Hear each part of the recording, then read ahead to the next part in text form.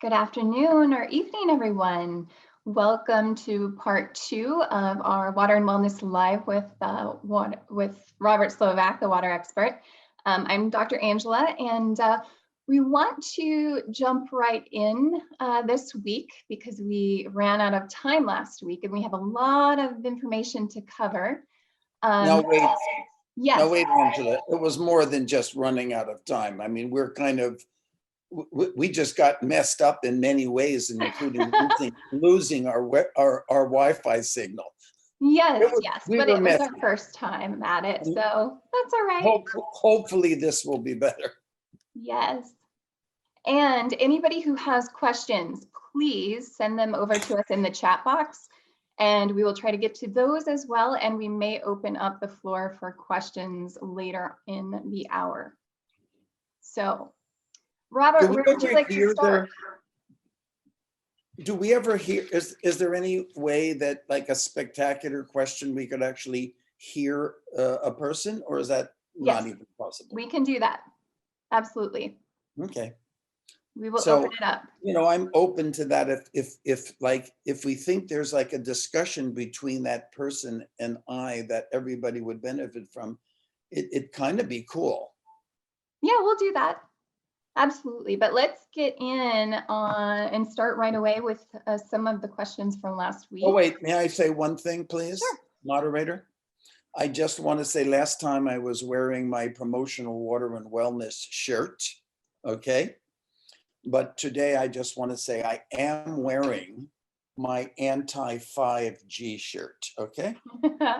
Anti-5G. And I want you all to know that you should be as afraid of your cell phone as a cobra in your bathroom. So absolutely, Robert. When we are 98.8% water, and we molecules, are, of course, that electromagnetic. And that 5G interacts and messes up all of that 98.8% water. Absolutely. Yep. So let's start with different types of water. Okay. I want you to tell us health benefits and use cases for some of these water types so that people understand when. Go ahead. So when people are talking about, for example, artesian, spring water, primary water, can you just give us a little insight to differentiate? First, I do want to preface this with, you know, in a way, I'm going to quote Shakespeare in one of his plays, Much Ado About Nothing. And people are like so engrossed in water, they're making a lot more to the water thing than they need to. Like, oh, should I drink spring water? Should I drink artesian water? The two primary things that should govern like 99% of all that you think about water is how free of contaminants in it and what minerals and trace elements does it have in it. That serves like 99% of what water's benefit is to you. And the rest of the stuff we'll have fun talking about, the structures and tetrahedral and all this stuff. You're going to be shocked about a lot of this, but you know, remember, I think one of the questions was about the famous Iranian doctor Batman Gelij, often referred to as Batman. And he was put in prison, you know, in one of the regimes of Iran, and he really, like, he wrote books about the body's cries for water, I think is one of them. And he healed, like, made miraculous healings in the prison with pretty much crappy water. Okay, you can imagine. They weren't purifying it with an AquaTrue, and they weren't subjecting it to special structure Brahms concertos. Okay, so it's amazing what water can do on its own, and we're gonna like bring everybody down a little bit on the reality of water. So artesian and spring water are very close. The only thing, their source is from the ground, water stored in the ground. And if it's stored underground, and if it has a place to kind of escape that's large, like a swimming pool like that, and it comes to the surface and fills that imaginary swimming pool, we call that a spring. Mhm. But if it only has a little place to come out, like a pipe or a hole or something, and it's squirting out on its own, we call that artesian. It comes out with full force.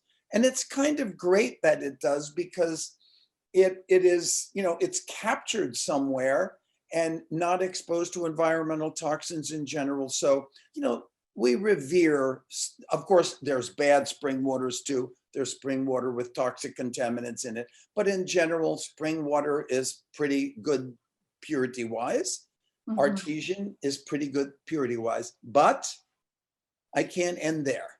These things may be near worthless from the standpoint of the minerals and trace elements they contain. Okay? Usually not. I mean, they have benefits, but most waters that come from the ground and so on, they don't have a great profile of minerals and trace elements. And almost no one asks that question. Well, what shouldn't it have something in it? Yeah, let me tell you, and we'll cover that. But So they're typically, they're not great for their content. They're great for their purity. I see. So they'd be a low TDS count typically? Typically, they would be lower. When I say lower, like what's low and what's high? So a low TDS, distilled water is like 0 to 2 parts per million. Mhm. And parts per million, everybody, is the same as milligrams per liter. Those two things are interchangeable in our world, parts per million and milligrams per liter. So distilled water has virtually nothing, let's say close to 0 milligrams per liter of anything. Mhm. And tap water served to municipalities in the United States, it is recommended by the EPA that they be less than 500.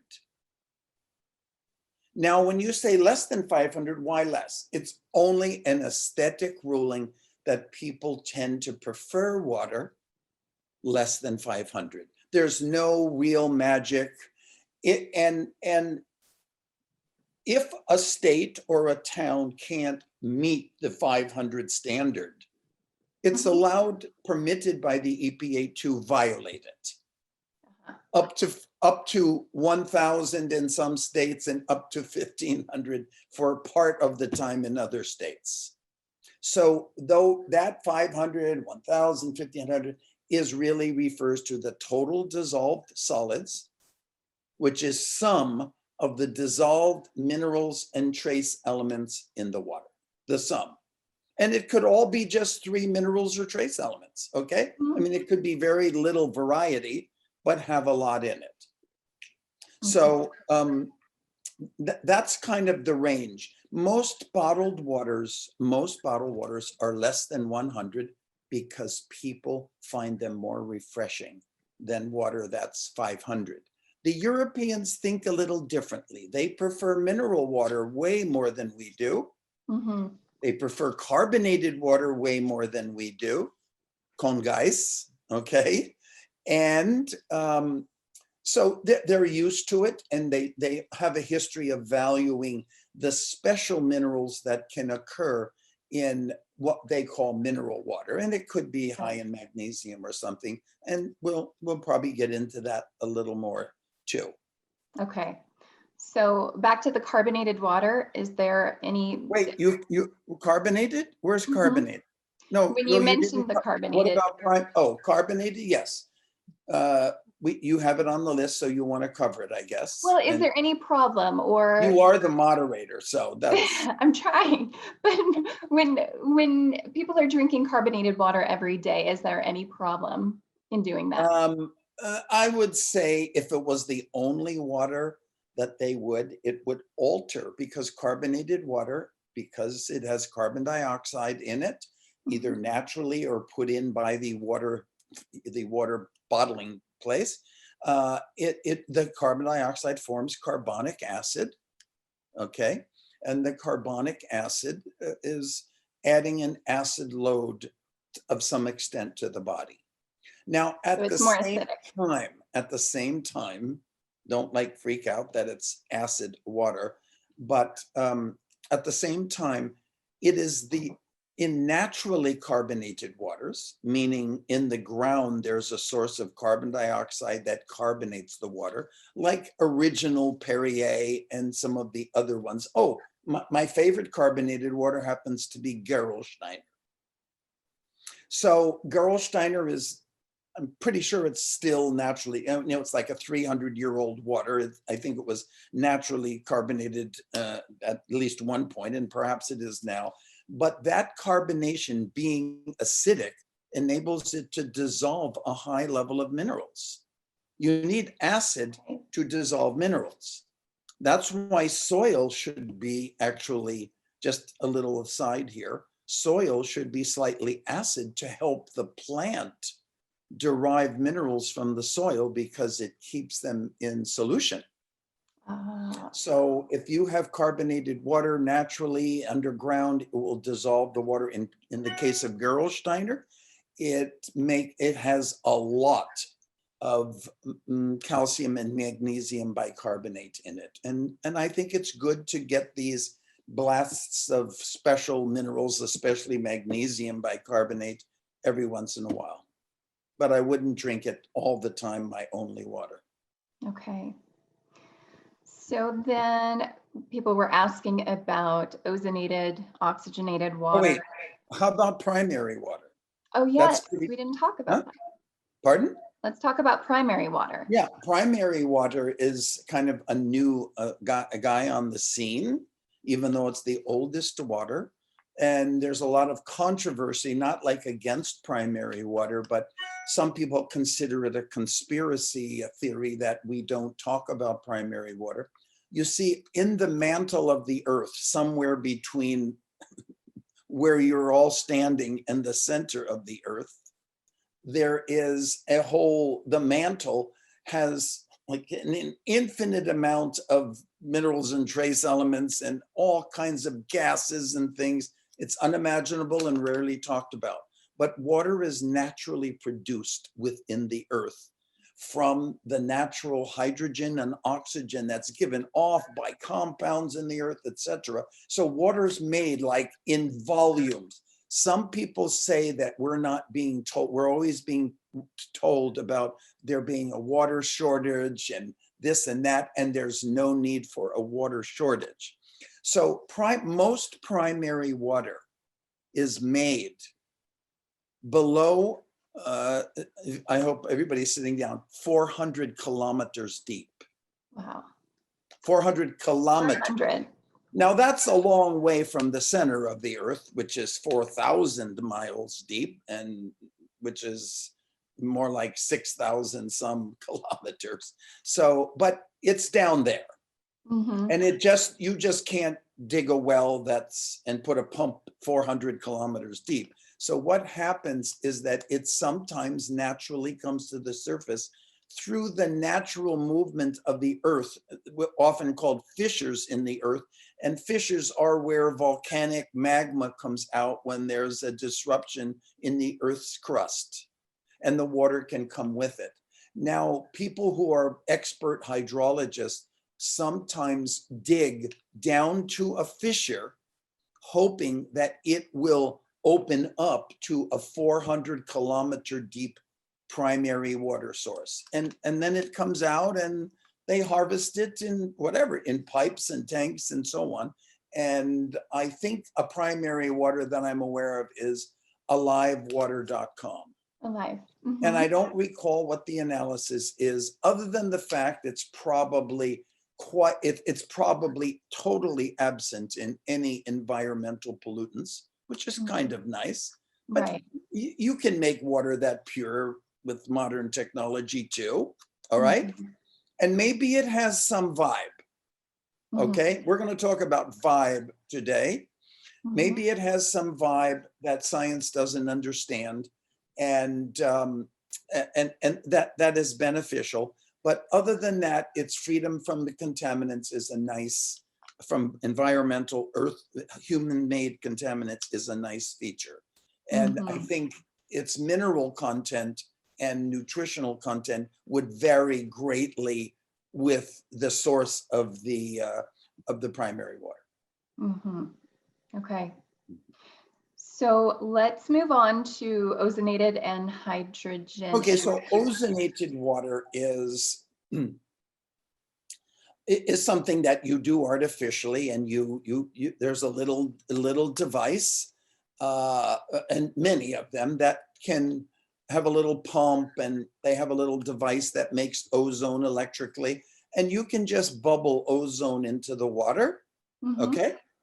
And it raises its oxidation level, and it has some neat properties to it that are reported to have significant benefits. And it could be anything from dealing with microbes like H. pylori in the stomach, okay? Mhm. And I am told, and this was a surprise to me, that as I spoke at many autism conferences, okay, I was someone very knowledgeable made clear how much benefit children with autism receive from ozonated water. And maybe you can comment on that if you can think of a reason why it would be Right. so beneficial. And Well, maybe it has to do with their microbiome, that the the ozone microbiome, yes, and kills off some bad microbes in the microbiome. well, it also has the ability to destroy biofilms. So if they Very do good. have infectious agents, then Yep, there you um, go. so there's some people that say that it has more ability to cleanse than chlorine. So do you think that that's Well, the it has case? a It's more higher, powerful? than chlorine. Hmm. Oh, way. Ozonation is. Yeah, and it also, unlike chlorine, does not form the pernicious disinfection byproducts like trihalomethanes. Right, right. So yeah, you want to avoid like regular use of chlorine in water, not because the chlorine is so toxic, because it forms compounds called disinfection byproducts with Mhm. other natural organic matter. So, Robert, if someone was drinking it, do you have any suggestions as far as how to use it? What, Ozonated the water? ozonated water? Hmm. Well, I mean, I really got this from it's like you don't drink it for everything. You drink it more therapeutically, like X amount, a glass per day.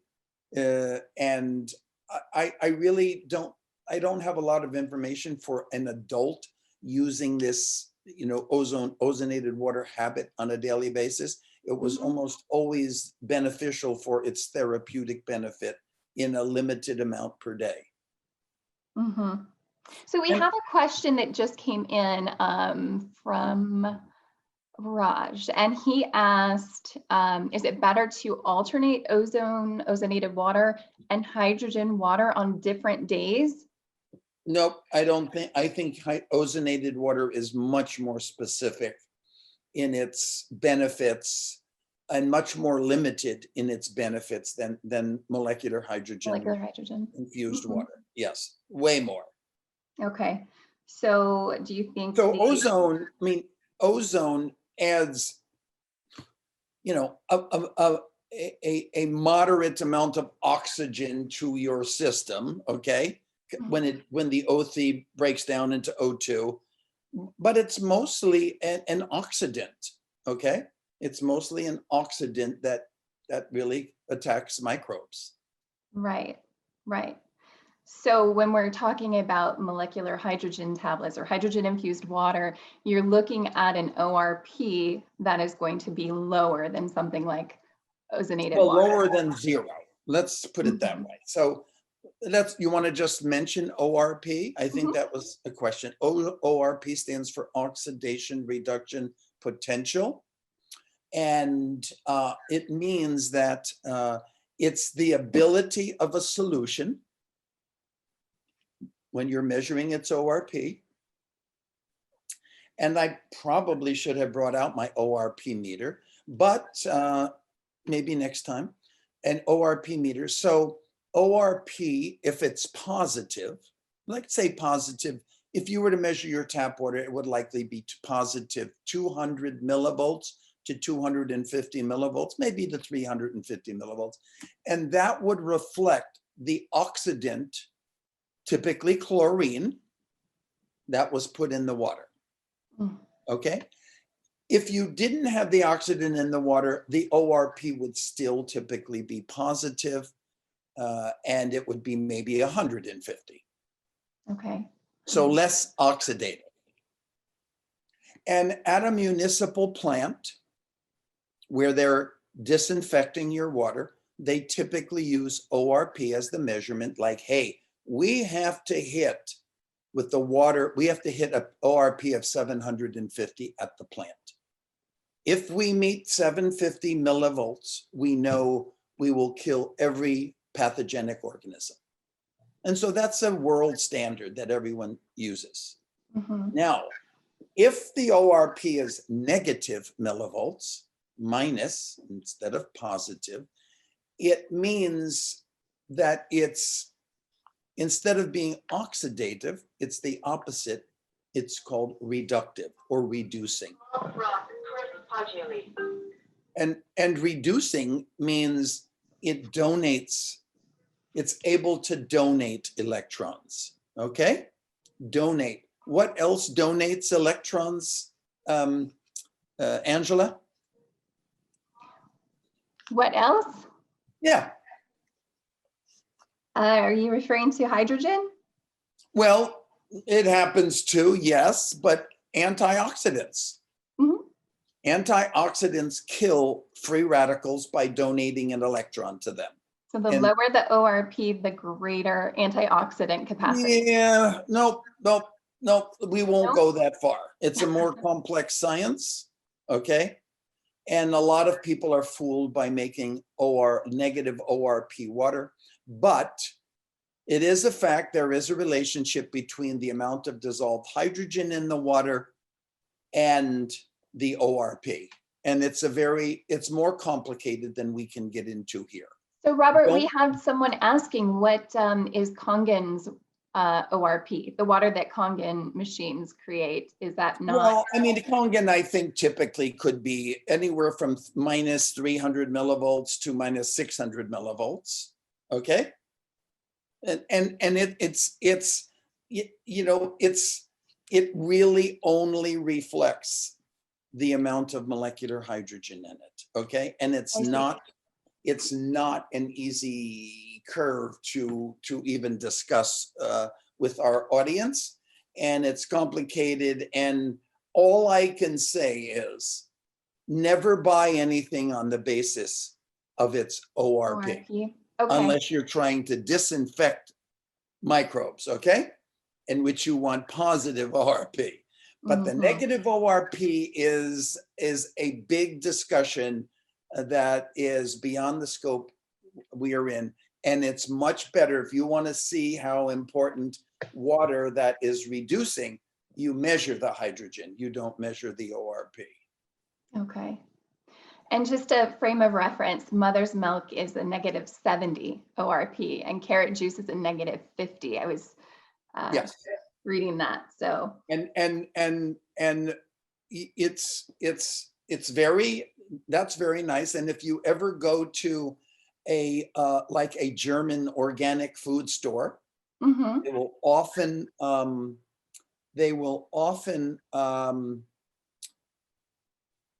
print the ORP of the juice of the vegetables at the vegetable counter, at the vegetable place. Oh, interesting. Yeah. So it indicates its freshness. It indicates its amount of reducing hydrogen that is in the plant juice, etc. All right. So as far as structured water, I'm going to take a quick break before we handle that topic, and I'm going to get something. Okay, hold on.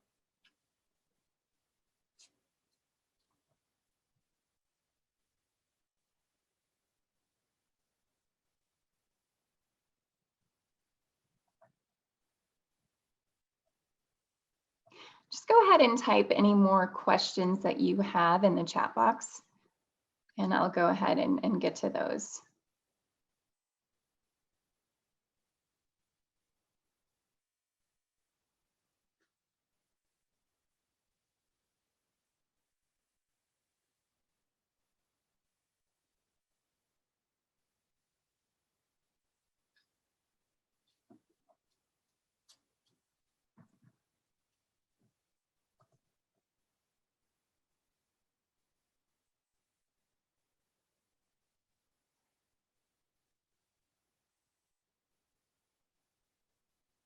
Raj, I'm not sure what you mean with your question about the structured. Robert does sell a Vortex unit. So he will get to that, but that's Excuse okay. me, I have to admit, every scientist has to have instruments around him to feel completely comfortable. So I brought a test kit for alkalinity to show everybody. And while I was at it, I had to bring an ORP meter and the sensor probe to measure ORP. So just to let you know, and these nowadays are probably my first ORP meter was $500, and this one is $98 or something, okay? Mm-hmm. All right, back.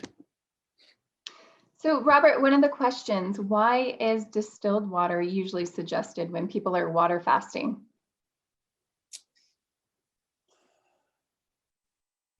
What would you say to that one? Okay, this is a good question, and it's all a matter of degree. One is that distilled water is the same everywhere in the world, okay?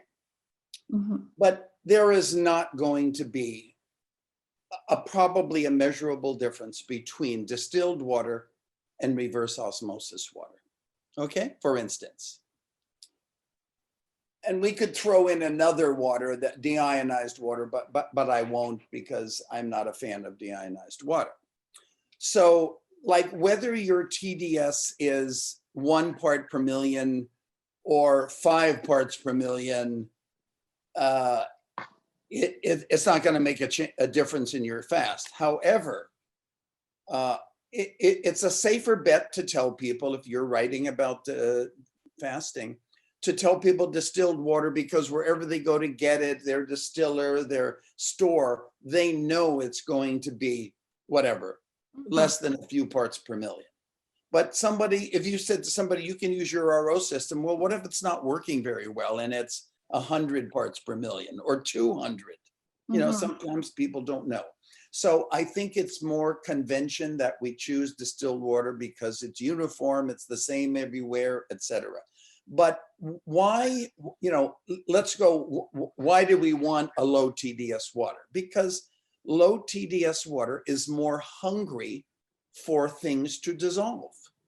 And when you're fasting, you're trying to dissolve things your body doesn't want, or you don't want your body to have, such as its toxins. And so they will go they will dissolve in the distilled water and the low parts per million RO water easier. And also, will it, if you really go on a serious fast, will it remove some of the minerals and other elements of the periodic table from your body? Yes. It's a good price to pay to get rid of the toxins. Right. And along with that, if you are drinking that RO or distilled water without adding your minerals back in, how long before someone experiences that, leaching the minerals from the bones and? Okay, complicated question. It would be very long. I mean, okay, question. A lot of variables, of course. Question, is the person on a decent diet?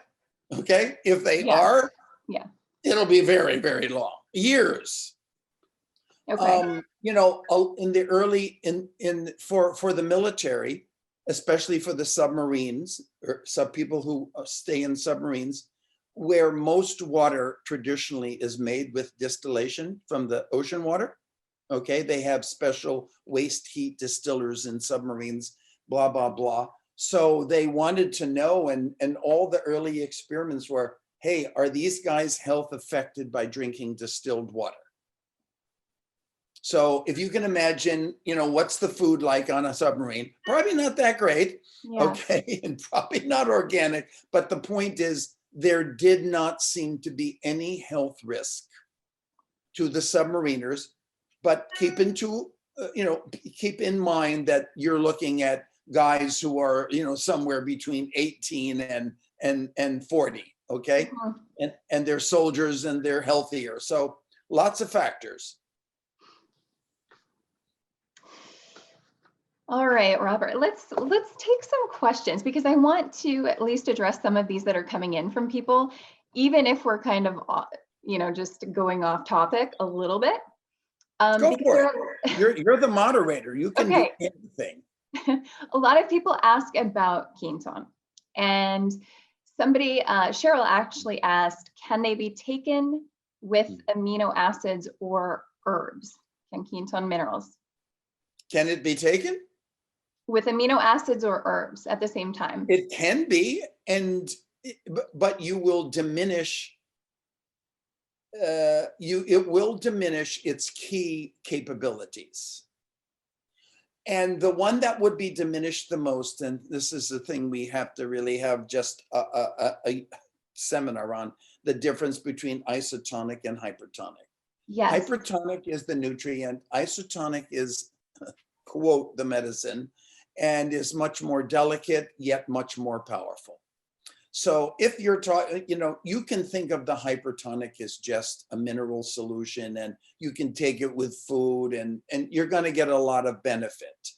If you take it alone, it does have special characteristics, especially in supporting activity, such as it makes a big difference in athletic performance as the electrolyte function.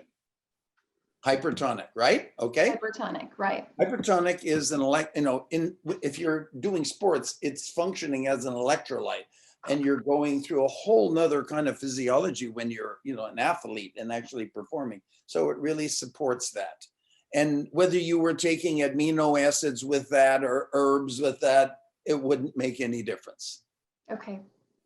But if you were isotonic, if you were using, let's say, if you were preferring to use the therapeutic capabilities of isotonic, you always want to take it alone for its ability to access the extracellular matrix. And just because people still ask us the difference between quintessential, the 0.9 and 3.3, and the isotonic hypertonic, just to make that clear, the quintessential are the sachets, 0.9 isotonic, and then the 3.3 is the higher concentration hypertonic. And it's really more important to get that isotonic in the glass ampule, right, Robert? Yes. Because it is more delicate. It is more delicate, and it's more protected, okay? I mean, this is, if any of you saw how this was made, it is made like in like surgical level conditions, and it is prepared like it's like the Holy Grail. So you have to respect that and know that it's very, very powerful, what's in that ampule. If someone was taking one isotonic per day, would you suggest in the morning or before bed being the best? Absolutely in the morning, in the morning? Any food, 15 to 30 minutes. Okay. Is there a maximum dosage? We get this question a lot. For isotonic, really there is not, okay? Other than wasting your money. If you said, oh, I'm very comfortable taking 10 a day. Well, okay, sir, you're wasting your money, because you will excrete it as fast as you're taking it after a certain point. I would say even two per day, one per day is powerful. If you can give a child even one per day when you're a school child, I mean, I have just seen it over 17 years, and it's miraculous. It's kind of funny, like, mothers just go, my kid never misses school. He's not happy about it. Okay? Yeah. So it is powerful in that sense, and it only is one per day. So even one per day is powerful. And but if you have therapeutic uses, which we are very reticent to discuss fully, multiple amounts can be used for things like osteoporosis. Mhm, Okay. mhm. We have someone from Canada who has been asking if ocean plasma is really the equivalent. You mean ocean plasma from the Ocean Plasma Company? Yes. It is not, and one the man who actually founded Ocean Plasma is uh, it is a great respecter and authority on Rene Canton. Okay, he even started to he's kind of he's a friend of mine, but he just decided to make, because in the days that he started, there really wasn't Quinton available. I'm the person who brought it to North America. Okay. Mhm. And so he, if the last I know that it is harvested from, off the coast of Newfoundland in a fishing boat and brought in, and he did not, no fault of his own. He did the best he could, but when he first brought it in, he didn't understand how what he was dealing with, this delicate solution, and it became contaminated.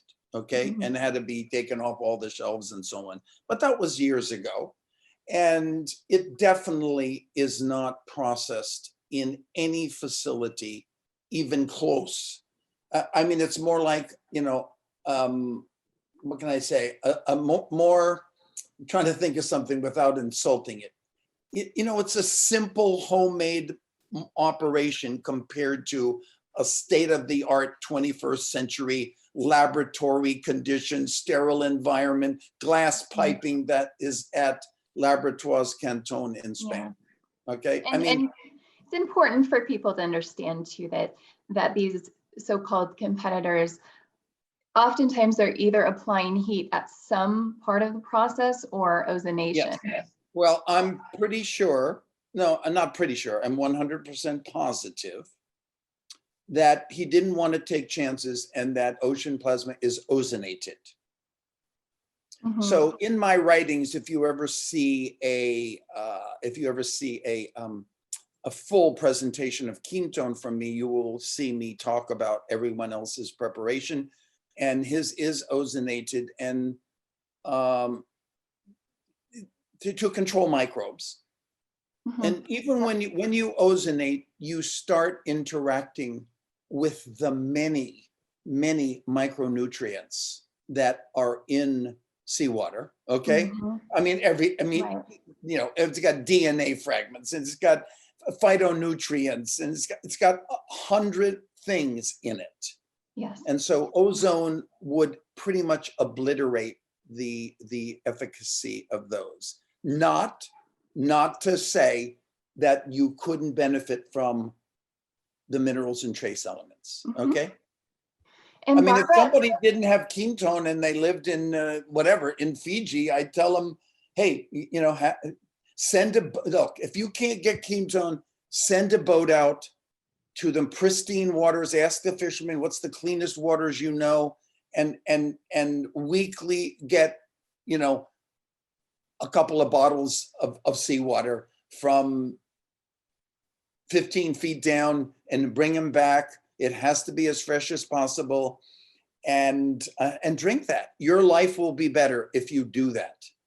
Robert, Victoria was asking because she's been looking for a source of Quinton because she is in Canada, and there's been some warnings, in Canada regarding seawater. And so let me see here. She's been looking for it for a while.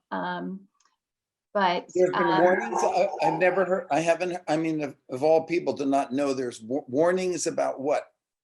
You know what? There is some type of precaution warnings on under the Government of Canada website, which You mean they must be old. And they could possibly apply from the to what we ocean. were just talking about. So Right. I That's would appreciate if Victoria would send you an email and mhm. show you where you could see that so we could look at it. Okay. So I'd like to show you, can I show a few things that, since this is a Keentone crowd right now?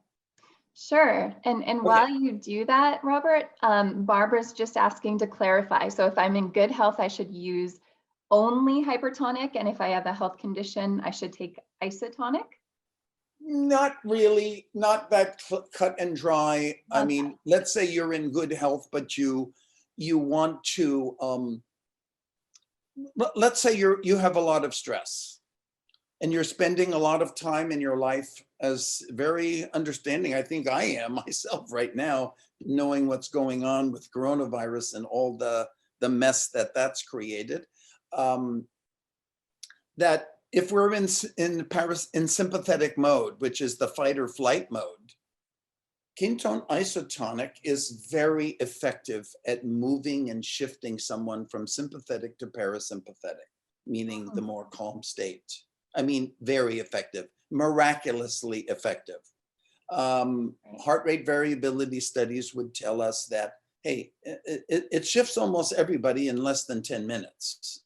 That's pretty That's powerful. wonderful. Yep. So, hey, if you're in fight or flight, if you're just like, oh my God, I've had an exhausting day and you want to shift, take an isotonic. Yep. Exactly. But if you want to go, if you're in fight or flight and you want to go run a 10K, probably take it hypertonic. Exactly. And then Okay. what about the elderly? Because, you know, there's some people that do have to be cautious about their blood pressure. Yes, and that's the one precaution, the only precaution. I mean, these things, Keentone has no contraindications except the fact that we're duty bound because of the level. This is just an FDA rule, which is not actually make any sense. But an FDA rule is if you have a certain amount of sodium, which in seawater is very high in sodium, if you have a certain amount of sodium, and it's our most used electrolyte per day, by the way. And seawater has exactly the same amount of sodium as your blood, all right, like to a T.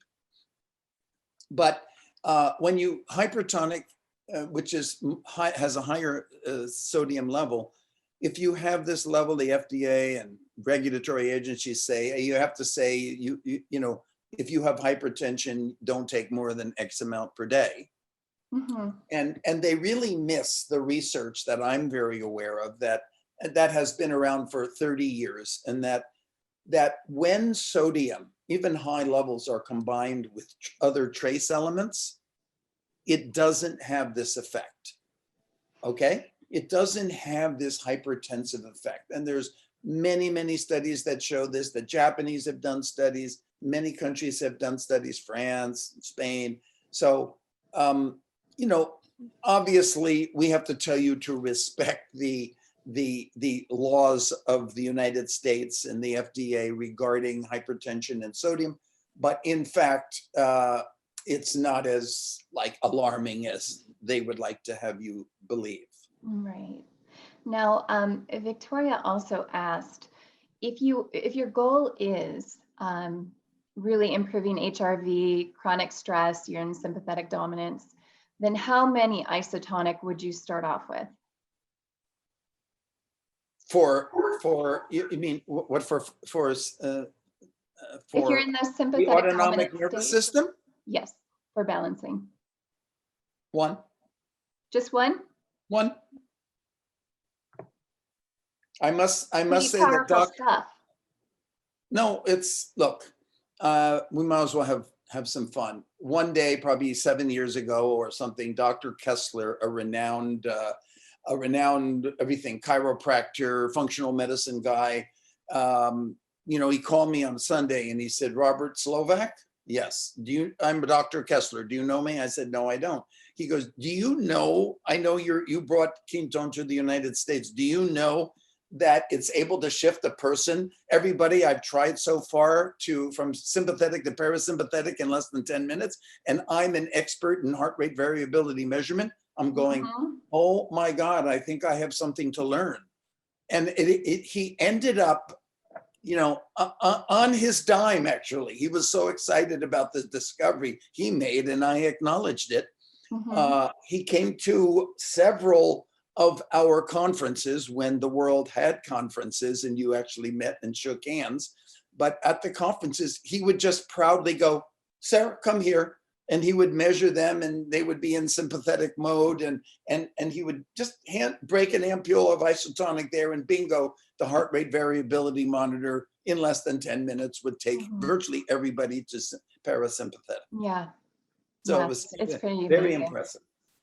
Hey, Robert, when people say, why can't I just dilute my hypertonic with water to get more of an isotonic effect? What do you say to that? I think in a pinch, I wouldn't, because you're using isotonic, let's say therapeutically, and isotonic is, if you even saw the water requirements, that the water chemistry that it is diluted with, because it is diluted at the facility.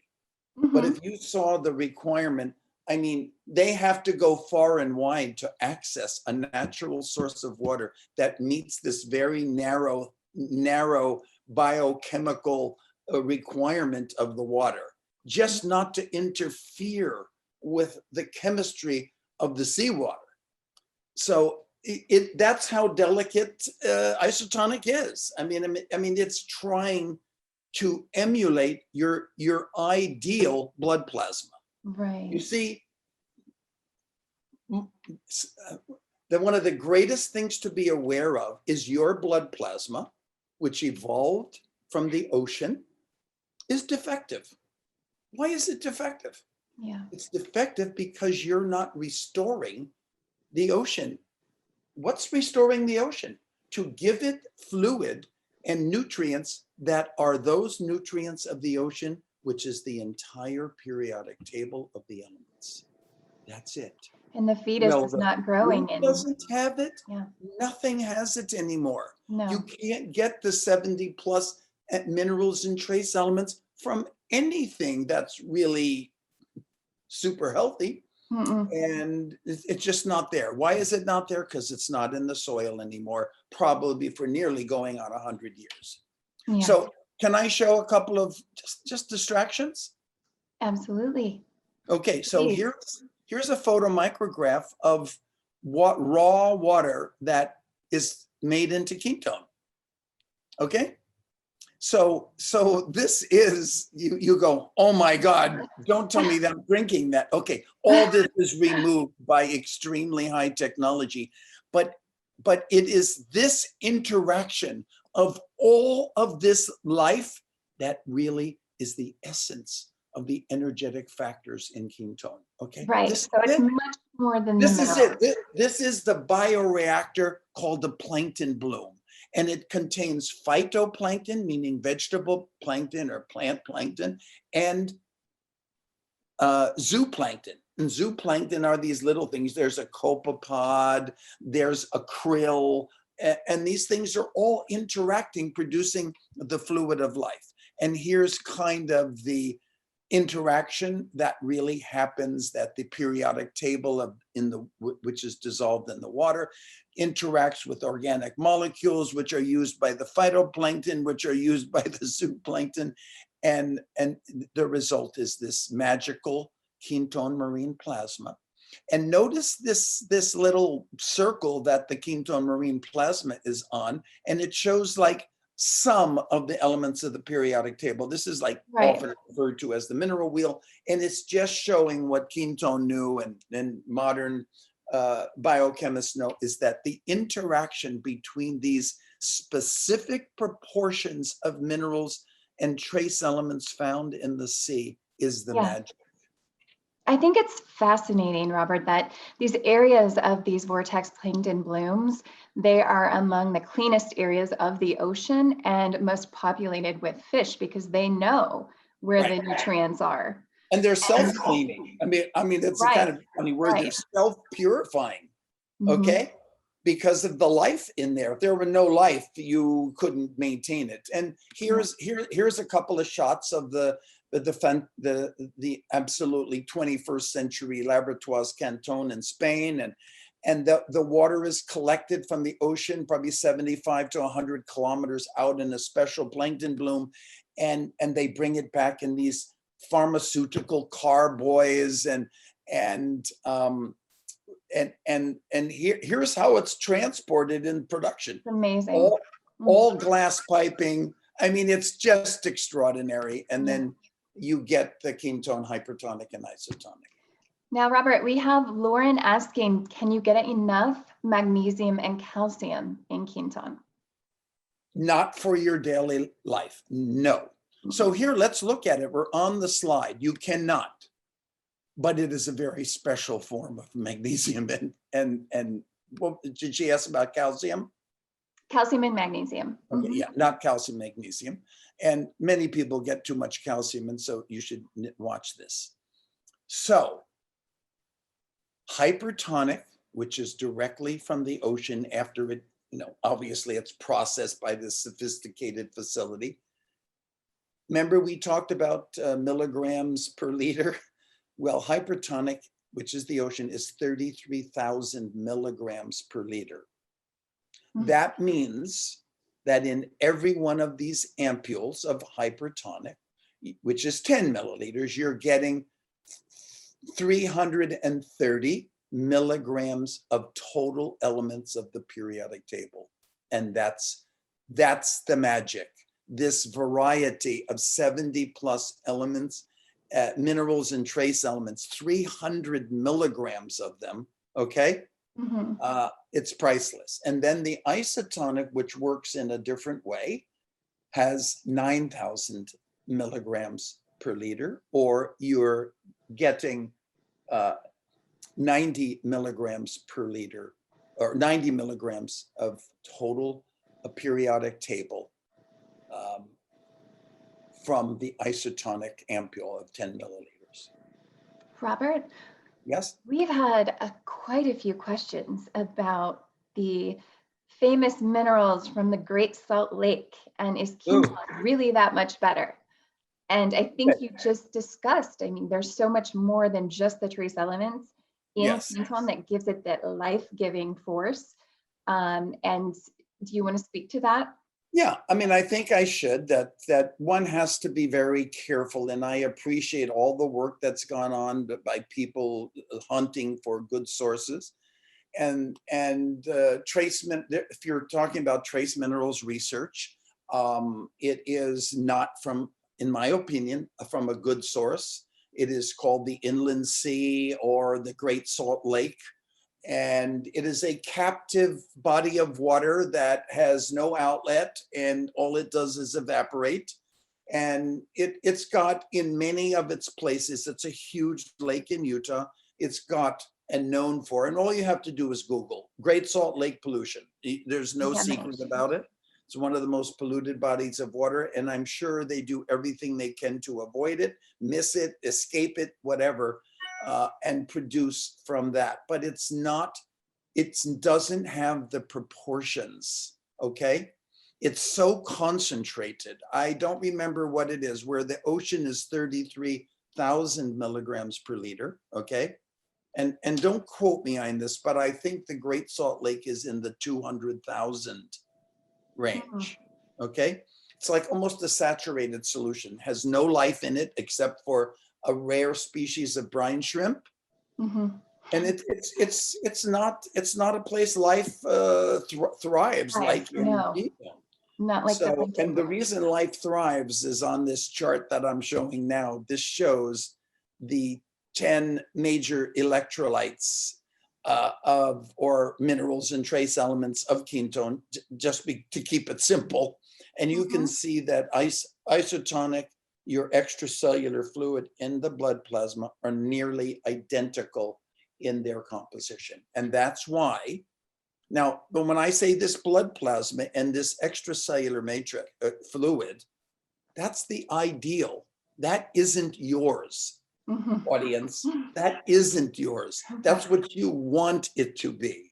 That's what was inherited from the ocean. But you haven't maintained it. And the reason you haven't is because the world didn't help you maintain it. It went to artificial fertilizer. It depleted the trace minerals from the soil. It started to use organopesticides and blah, blah, blah. And so you don't get this anymore. You're missing many. I'm making this up because it's different for everybody, but of the 70 plus minerals and trace elements that you're supposed to have in your blood plasma and your extracellular fluid, how many do I think the average person, the audience listening right now has? Those, let's say those who don't use ketone, I would say 15. Yeah. That's a big difference. That's too big of a difference.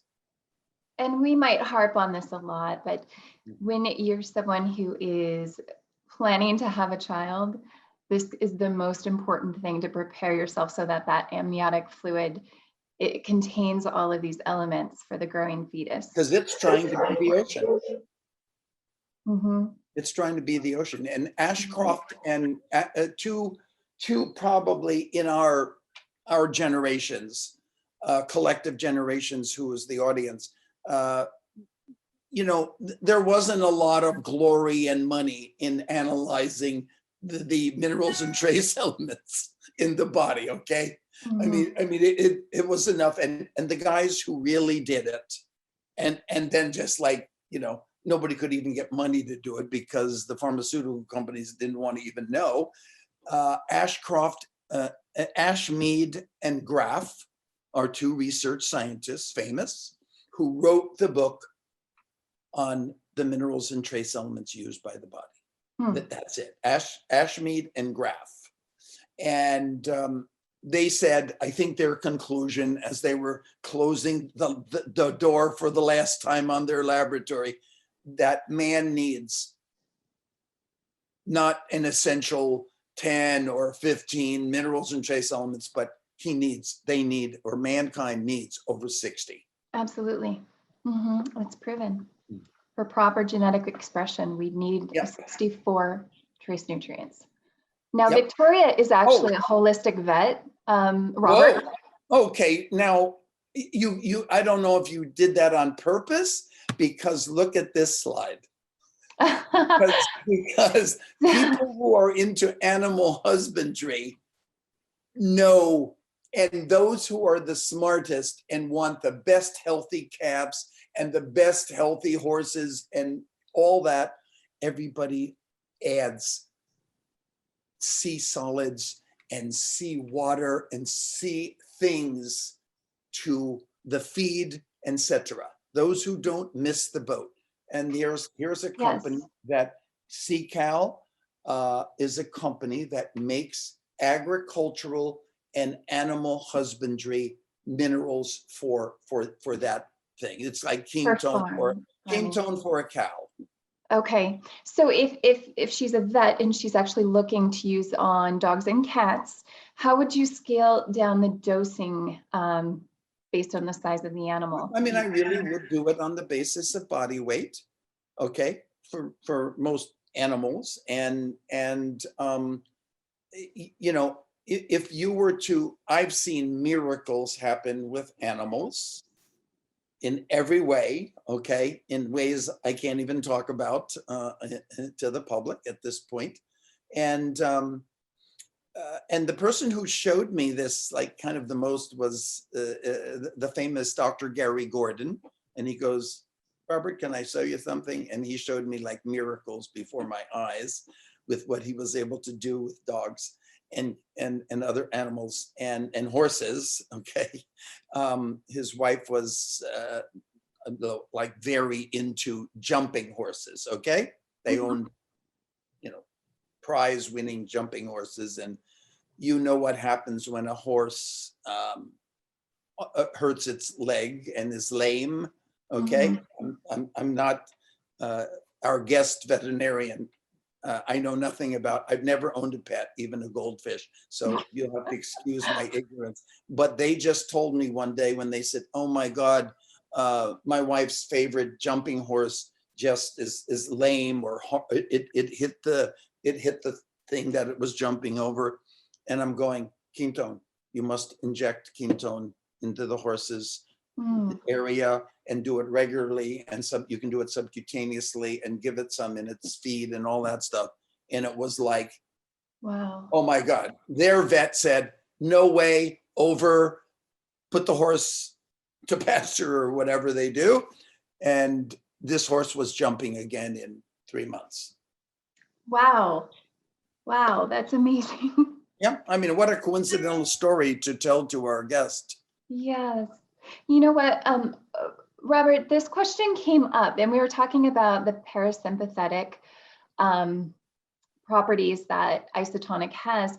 Does hypertonic have any of that type of effect? Have you seen it?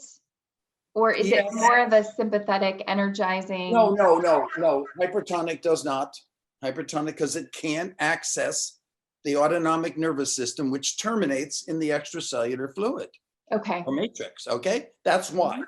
It can't get access to it. It's used in a different way as soon as you take it in and the body identifies it. So it never accesses with all that mineral and trace element variety, the extracellular matrix. That's why. Okay. Because the ANS terminates in the extracellular matrix. Ray was asking what types of indications, or when would you use one versus the other? We mentioned that before, but some of the other.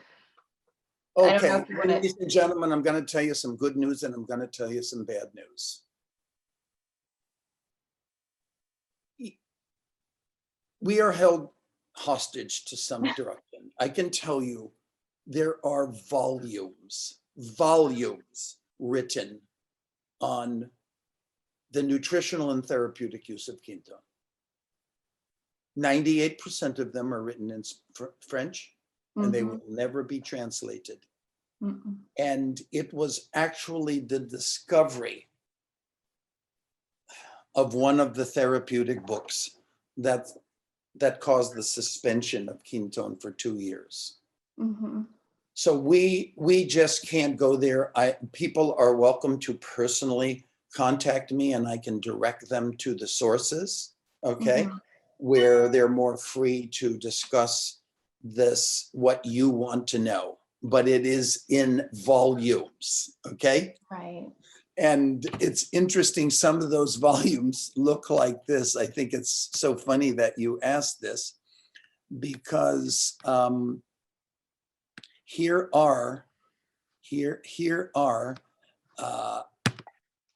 here is a book of Rene Quinton that defined the whole thing, 500-page treatise in 1904, in which, and I can tell you what he did. This treatise is entirely based upon him completely replacing the whole blood. We're not talking blood plasma, nothing, the whole blood of 6 dogs with Quinton seawater isotonic. And they survived and thrived. It wasn't a cakewalk for them. No one had done it before. It shocked the medical elites of Europe. And it's an amazing thing. And then this came next. In 1908, the multiple pandemics of Europe were losing 50,000 Europeans and Northern Africans per month. And no one knew what to do, because in 1908, there was no medicine there was no antibiotics, there was nothing except potions. And so the doctors, this one here, John Jericho, who wrote this book, the doctors who said, my God, we saw this miracle that Rene Quinton did with the dogs. I mean, would that have anything to do with it? And they tried it, and it was miraculous results for the conditions of the day, which I will only tell you one, which included cholera, okay?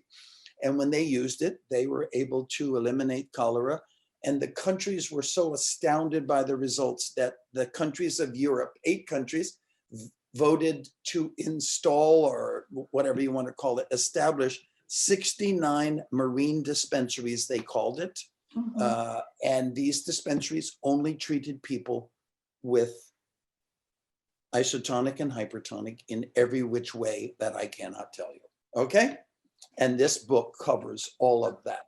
And it's whatever, a huge book that I was given as a gift, a copy of this. It's funny because the other day we were mentioning there have not been translations into English for any of these books. This is, because it's too powerful, and it's so subtle. It's nothing. It's just from the sea, and even that is resisted. It's a secret, but yeah. Hey, Robert. So somebody's taking their isotonic and they want to take their molecular hydrogen tablets. How long should they wait between the two? No, I don't think you should take anything for more than, anything, the early 15 to 30 minutes, then you go for the hydrogen tablet. Okay. Yeah, let ketone do its thing, uninterrupted. So Ray is also asking, are there situations where, when would you use molecular hydrogen tablets? Are there any specific? Well, first, it's kind of like, what's the little thing you say when you're a scuba diver, and you're when to breathe early and often, okay? Is it, I don't know if you've ever scuba dived, but early and often is a mantra, is like, hey, when I'm ascending with my scuba tank on, how do I breathe? Early and often, okay? So you don't get the bends. So it's kind of like that. Molecular hydrogen has proven to be such a versatile, crazy versatile substance, and not even identified well, we all thought it was an antioxidant at first, and it acts like one, but it doesn't act like the others. It's a signaling molecule. It stimulates, NRF2. It's so versatile that part of it has to do with it goes everywhere in the body instantly, and it acts as a regulator for all the other antioxidant systems. Everything from glutathione to superoxide dismutase, etc. So we can't say enough to go on Tyler LeBaron's website, the Molecular Hydrogen Institute, and read how it's been used, read about all the studies. It's a very enriching experience. Yes. Back to ketone, Lyle is asking, how can you make this is a big ketone day. We're going back and forth here. But Lyle is asking, how can you make sure that you're not ingesting any of the tiny glass shards from the ampules? Okay. Now to show you, I'm going to run and come back, okay? Because this is important. Okay. All right. And we have talked about this. We've talked about this before, and he and I sometimes will just use a paper towel and wipe off the end. If you do it very quickly, usually people do not have any problems with it. But for some people who might be concerned, that's why we do have the quintessential sachets. So for 0.9, that's the isotonic, 3.3 is the hypertonic, just to remind you. But that is not, in fact, those ampules are the best way to preserve a liquid like this. So, let's see here. Just looking through some more questions. I don't want to miss anything. So with the hydrogen generating machines, we are not fans of them because the concentration that's produced is very low, and also they do require maintenance, or else the concentration is going to continue to drop. So if you're somebody that wants to measure, H2 Blue reagent will help you look at that. Robert, are you having- I love when moderators, I love when moderators know as much as I do. Well, thank you.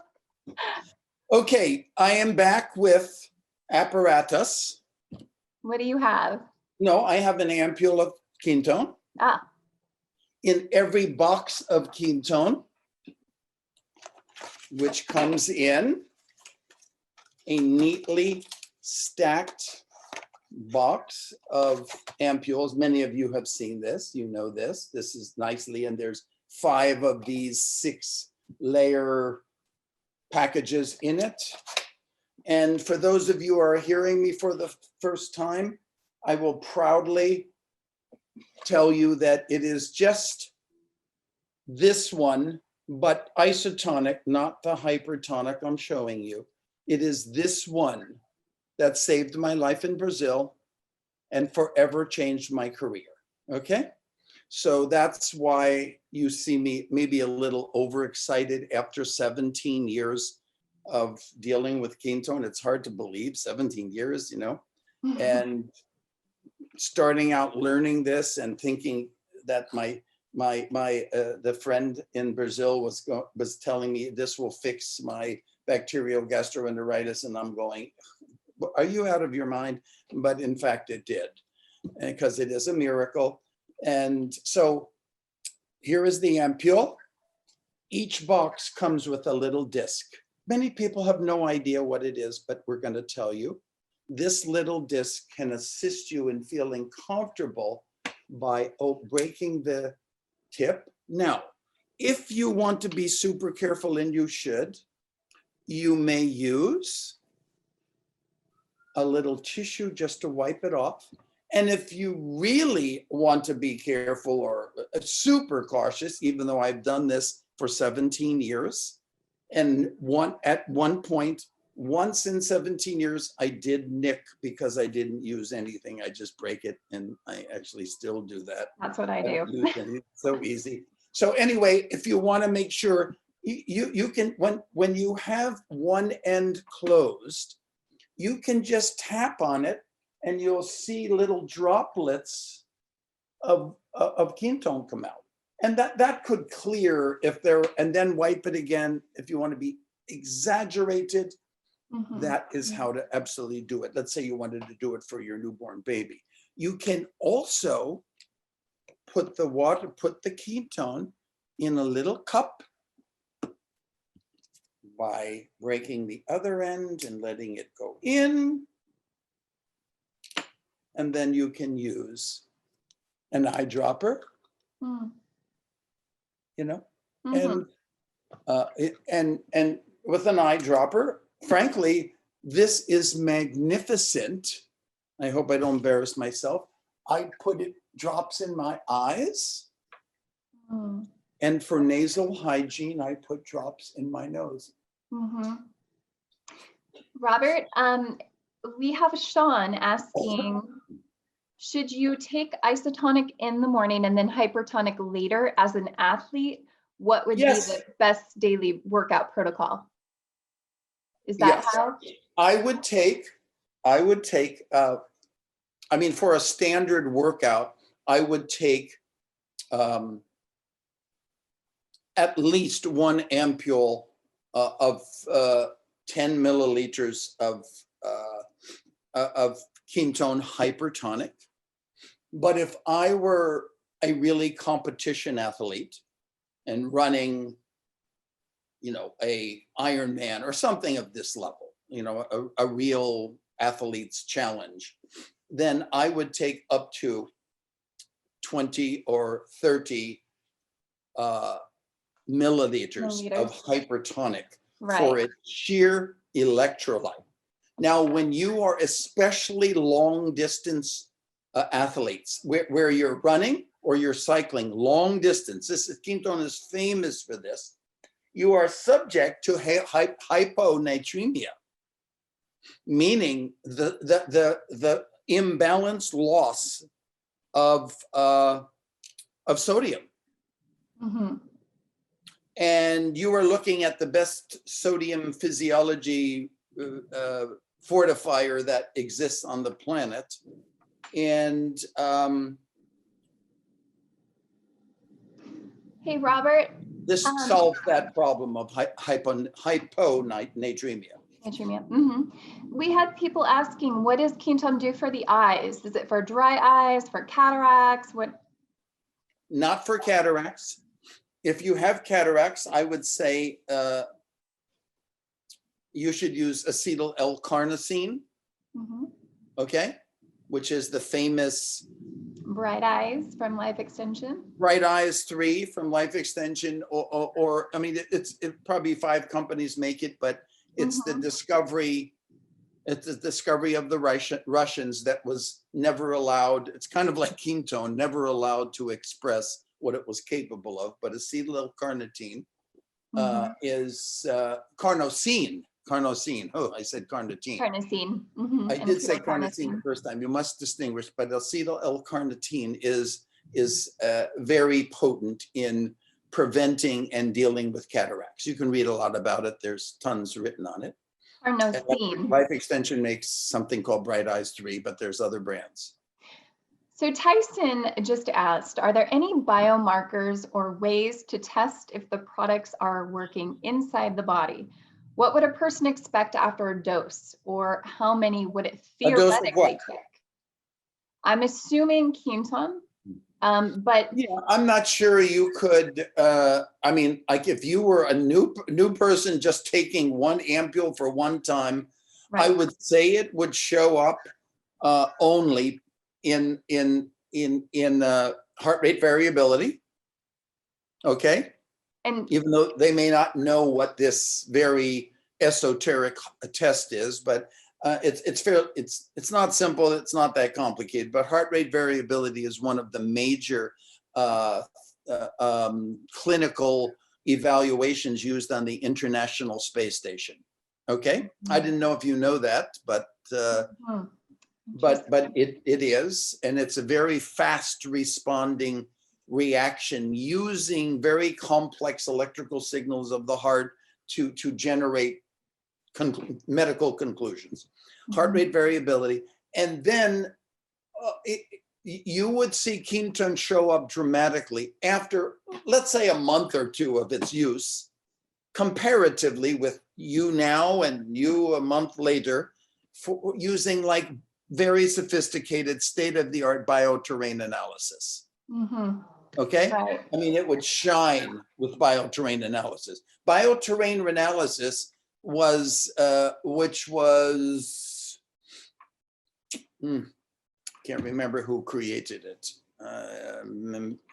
Oh, that's not good. But I can't remember who did bioterrain analysis. Oh, Harry Reams possibly was involved in it. But bioterrain analysis has gotten very sophisticated, and this is one of the things that you can use to examine, like just the volume of your intracellular water. Okay, I mean that's a big deal. It's one of the few ways to do it. But you would start to see, if you know bioterrain analysis, or you can also read about it. You see it. It tracks things, everything, ORP, pH. Conductance, reactants, etc. And you can tell a lot, and Quinton will shine in this, probably better than any other known nutrient. And Tyson, if you want to get in touch with me, we also have a practitioner I told Robert about who has been in the functional medicine space for 20 years, who is going to be doing some testing on himself, just to see how the Quinton and the hydrogen affect his markers. We should have when you're looking at a conversation with him, you and I. Okay. Yes. So we're, functional medicine practitioners looking at the different testing modalities and being able to tell it. And I said within 6 weeks, you should see some changes. Oh, absolutely. Absolutely. I mean, this is the life changer, to be honest with you. I mean, just the simple, like it's almost stupid, just the simple fortifying your extracellular matrix and body fluids with the elements your species evolved in, called seawater, is magical, period. Mhm, mhm. We have someone else that says that they have a post-Lyme autoimmune Mm. condition for 18 years now, and they would like to know how they should use Oh, isotonic and okay. hypertonic. This is a very complex question beyond, Mhm, and many doctors incorporate in many ways treatment for Lyme. This is not a treatment for Lyme. This is part of the overall assault you do mhm. to help the body get rid of Lyme. And this is ketone is used in several ways that I can't even like discuss probably put in the public, but You can email us, Angela at waterandwellness.com, and then I will, both Robert and I, we can get back to you on more specifics. did we forget? It's probably better to do that. You realize I spent all this time preparing water, and you jumped successfully to ketone.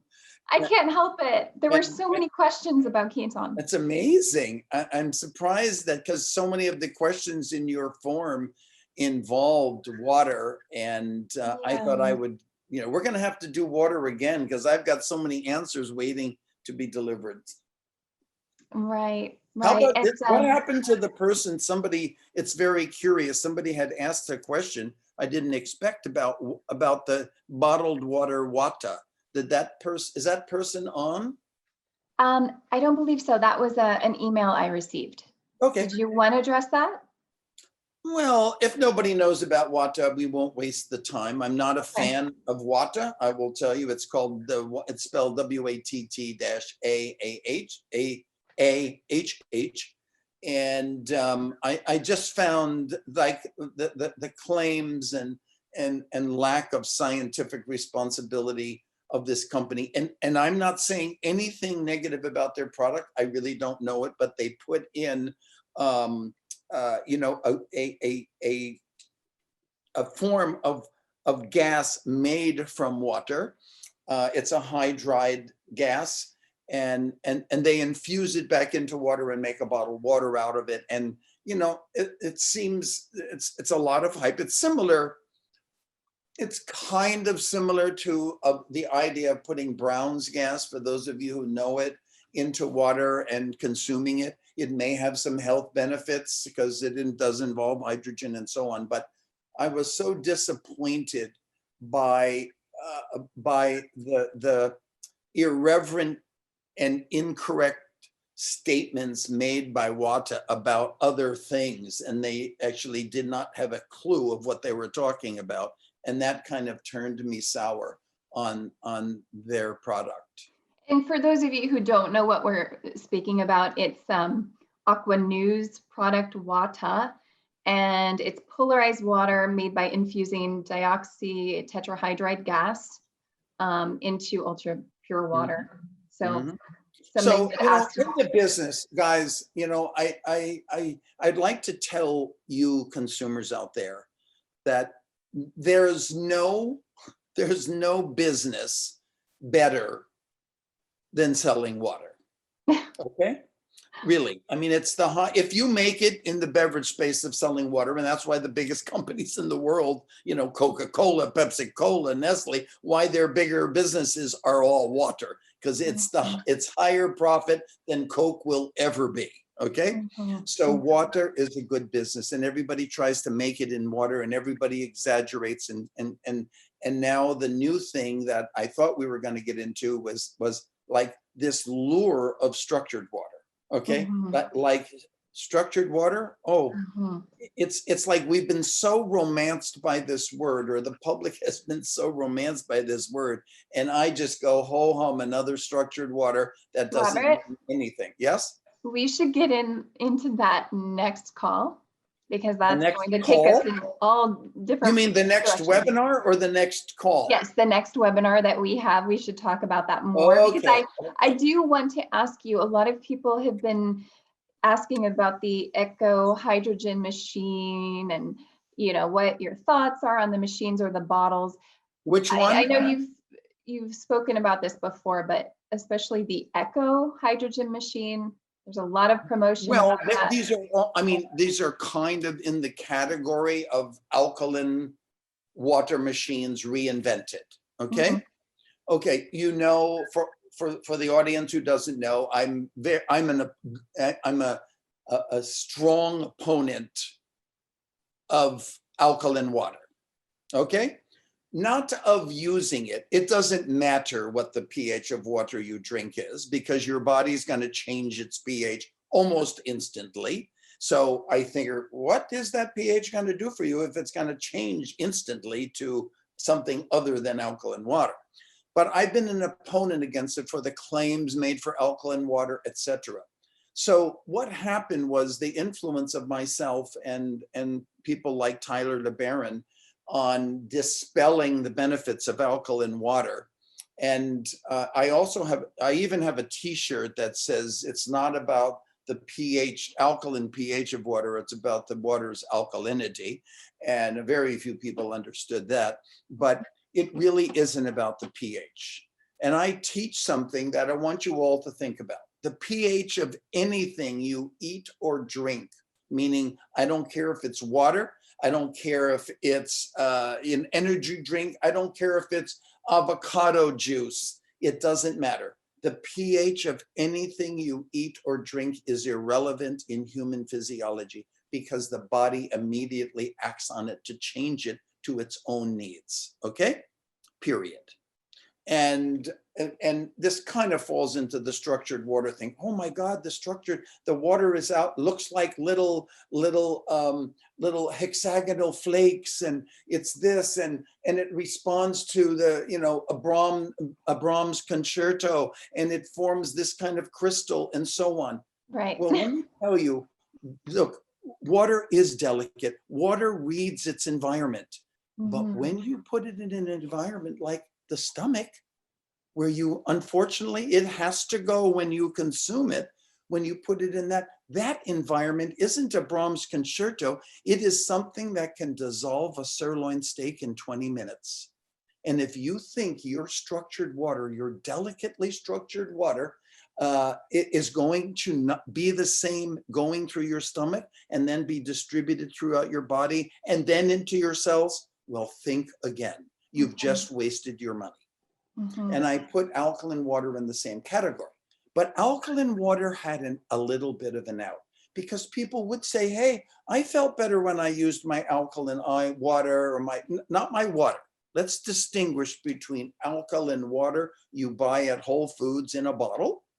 Mhm. That's totally meaningless, okay? Like totally meaningless. It just doesn't matter. Yeah. Now, at Whole Foods, they also have an alkaline water machine. You can put your own bottle in. Also Mhm. totally meaningless, okay? Yeah. But alkaline ionizers have some benefit, but it isn't the alkaline water they produce. It's the fact that most alkaline ionizers have, you know, long after, years after they promoted just, oh, it's alkaline water, they discovered or they didn't pay attention at first, but when they realized it also made some hydrogen, as you stated, Mhm.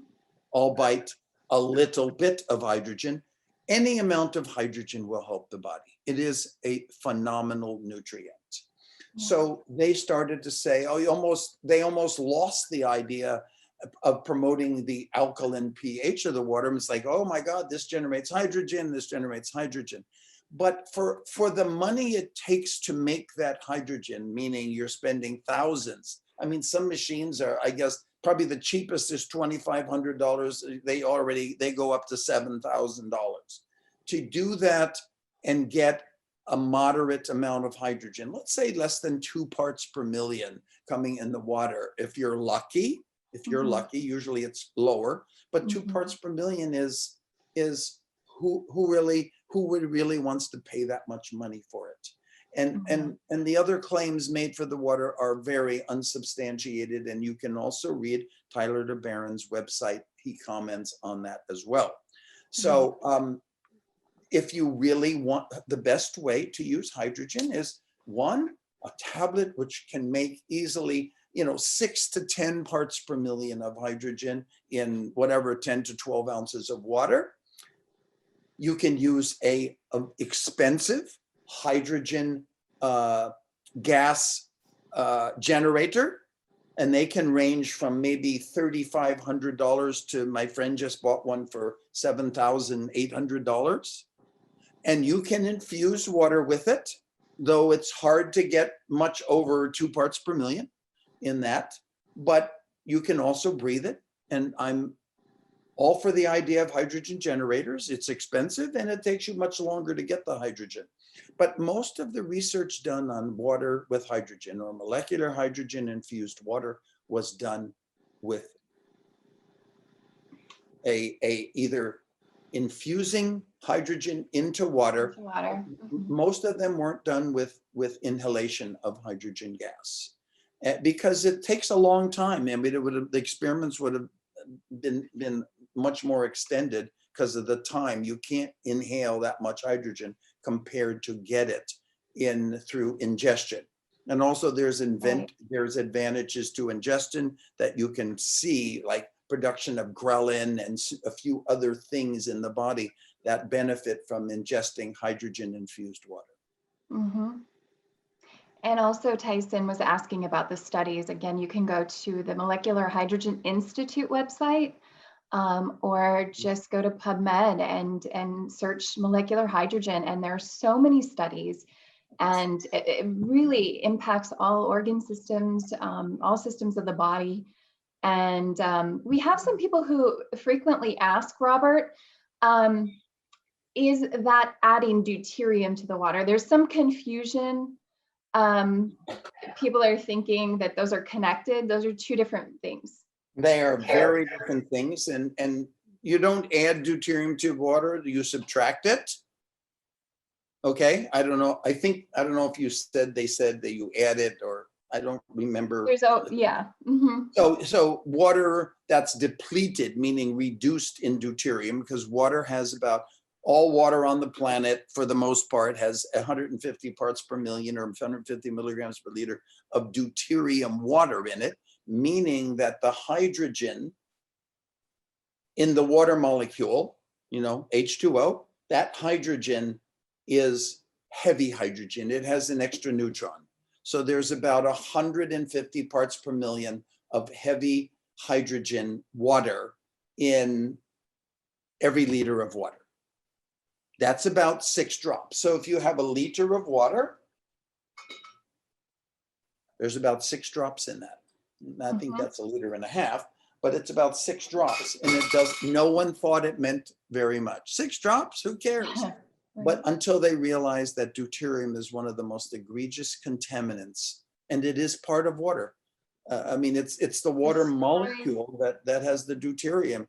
And that deuterium is used in the body almost like accidentally, because any isotope of hydrogen can be used equivalently with any regular normal light hydrogen. And so the body just goes, oh, that looks like hydrogen. And when it's taken into the mitochondria, it can be extremely destructive. And the mitochondria is your every, only, all in terms of life and energy. And when you start playing with that, with a contaminant, and no one knew this except the Russians who discovered it. And I don't know if it's right to say they kind of hid it from everybody, but when you realize its impact on the mitochondria, then you will, you'll like want destroying to know. The machinery, but inside the mitochondria. Yeah, so yeah. You'll want to know this story, and you can go on drinklightwater.com and download the whole story. It's a beautiful digital booklet called the Brief History of Deuterium Depleted Water, and download Robert? it. And see what you think. Yes? Someone was asking if there is a factory in the US. No, there's not currently. We hope there will be. We hope one day there will be, but right now it is imported. That's why it is so expensive, and there's not a large supply. But no, there's not right now. And even worse, the world right now, as of like a week ago, is the shipping of the world is collapsing. Yeah. So that's not good. One Go ahead. one thing that keeps coming up, and this may be a basic question for you, but people are asking, how much water should I drink daily? Is it really half my body weight in ounces? Okay.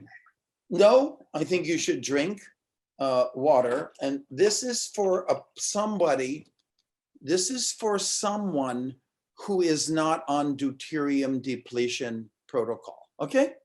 That's another story and beyond the scope of this particular webinar. Okay.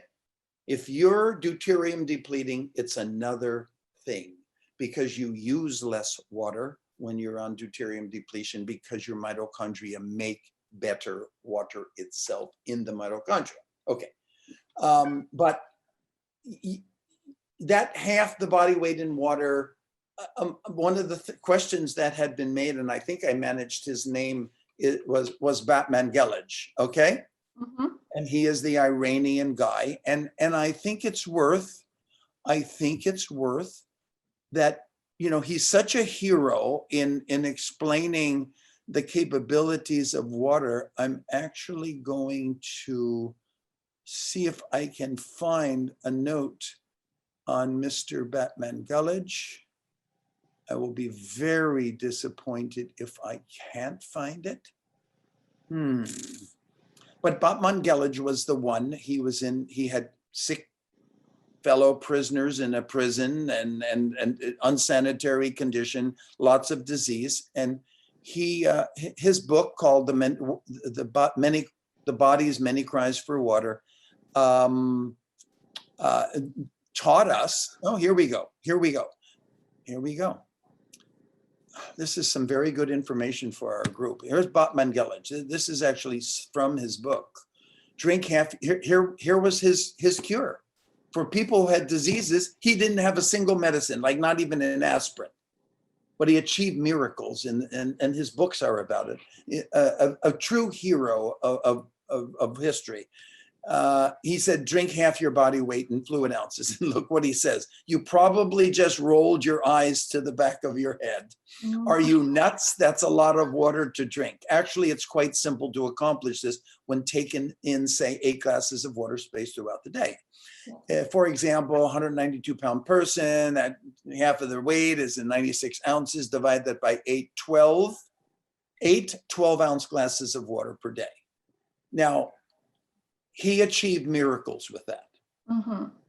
And interestingly, if I go to the slide just before this, this is actually an interesting thing from Japan. And I want you to remember it. I put this slide in so you would remember that there are incredible benefits to drinking more volume of water for a period of time, especially if you have some pathology, some health condition. There are miracles. It's popular in Japan today to drink water immediately after waking up every morning. Furthermore, scientific tests have proven its value. We published below a description of use of water for our readers. For old and serious diseases, as well as modern illnesses, the water treatment has been found successful. This water treatment has been found successful by Japanese Medical Society as a 100% cure for the following diseases. Now that's an amazing statement, but you can read, everybody can read this: headache, heart system, arthritis, fast heartbeat, meningitis, kidney and urine diseases, etc. So anyway, I'm trying to impact water alone, the use of it. You don't have to do anything. And you know, if you were to want to enhance that and you put a simple ketone in each one, you'd be like probably performing this in maybe half the time. Right. So that's. Thank you for sharing that. Yeah, that's pretty amazing stuff. Well, Robert, should we stop there for the night? Oh, I thought we were going for a whole week. You could, I'm sure. We don't want to lose everybody. We have so much to teach these people. And thank you for all of the questions that came in. And if there's anything you want to send over to me for next time, feel free. It's nice to make it more interactive, and maybe next time we can have people ask their questions themselves. But we're so glad to have you and that we're starting to educate like this. I have one more thing. Sure. I have one more thing, and that thing is where I thought this webinar was going to go first was to answer the question that seems to come in the most, and that is, what do I need for my families at our house? What water treatment? Well, I'm going to answer it in a very short, concise way.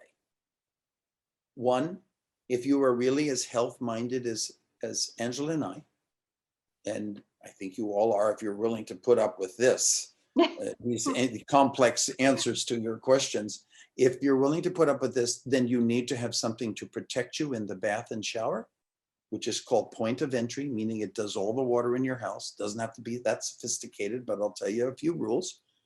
And you have to have a point of use, meaning it treats just the drinking water you're going to drink and cook with. That has to be totally contaminant free.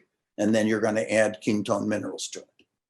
But before you go, now the point of entry is really easy. There's so many good devices out there that remove contaminants and so on. And we sell one called AquaTrue, and that's cool, and everybody's happy and so on. But the more complicated one is, what do I do for my whole house? Mm-hmm. And we're not going to be able to answer it. But I do want to tell you that something everyone misses when they write in and say, oh, what do I use for my whole house? And they do not tell us what city they live in, much less know what's in the water. How would we know? It's like I said the last time, it's like walking into a doctor's office and asking for a prescription, and he's going to look at you and going, how would I know? Right. It's kind of that thing. So we do need to know things like, how many people are in your family? What is the pipe size? Where would it be put if it were as big as a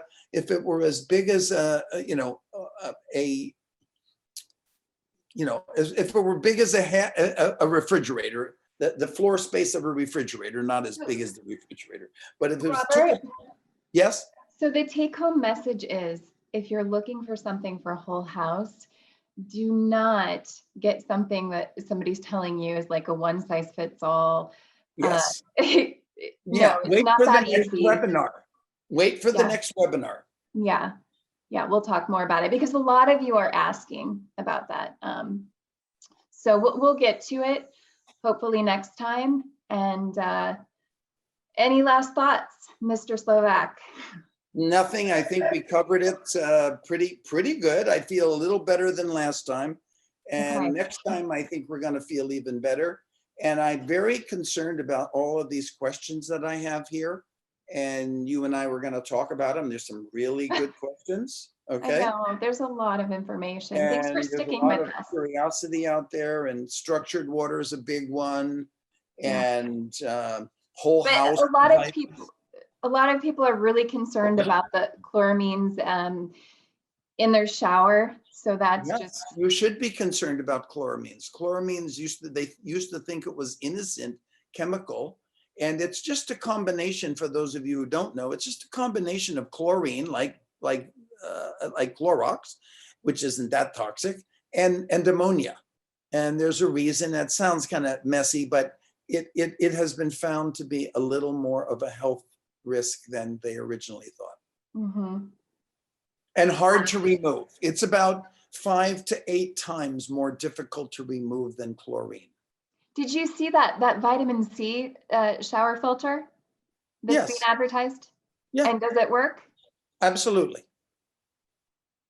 Yeah. The vitamin C shower filter, it may be, I've never had one myself, but vitamin C, the reaction of vitamin C with both, because vitamin C is a reducing agent, and the chlorine and the chloramines are oxidizers. They just kind of neutralize one another, blah, blah, blah. And it effectively neutralizes them. I don't know if it's a pain to use. I'm sure it's a lot more expensive, but you can't just get a regular shower filter to remove chloramines. It's that difficult. No matter what the no matter what the people and advertisers are saying out there. Oh, removes chloramines in a shower filter. Well, it better be as big as a bread box if it's going to remove chloramines. Yeah. But I believe the vitamin C one actually will remove chloramines without being big. But I think it's probably expensive to use, but Yeah. it Yeah. works. All righty. Well, thank you, Robert. Thanks for You're all of your welcome. information. And if anybody wants to go to waterandwellness.com/webinar, you'll get 15% off anything, the AquaTrue and the filters and Wow. some of the additives. Okay, I'm gonna go order something now. Thank you. Yeah. and Thank you, send everybody. over send over questions to me, Angela, at waterandwellness.com, and I will be sure to get back to you. All right, and we'll send out the recordings if you want that. Just let us know. I believe we will be sending it out to everyone shortly. So everybody have a good evening. Thank you. so Happy Monday much. night. Bye. Bye. Have a great week.